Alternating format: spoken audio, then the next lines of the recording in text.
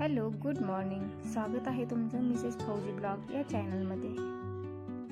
तर मी बनवत आहे मिक्स डाळींपासून आप्पे आणि लाल चटणी. तर तुमच्यासोबत पटकन अशी रेसिपी शेअर करते.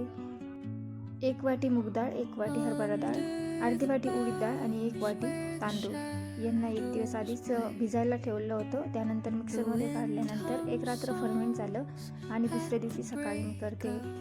मिक्स बॅटरमध्ये टाकण्यासाठी कांदा, टोमॅटो, कोथिंबीर बारीक कापून घ्यायची आणि मीठ पण टाकायचं. त्यानंतर असे आपल्या पात्रांमध्ये लावून घ्यायचे. साईड बाय साईड मी लाल चटणी पण करून घेते.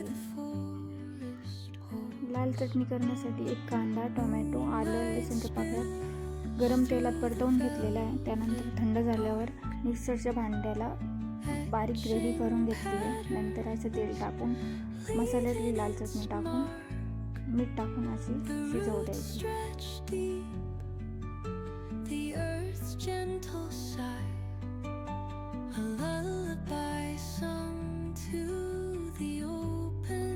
तयार आहे आपले मिक्स डाळींपासून बनवलेले आप्पे आणि लाल चटणी.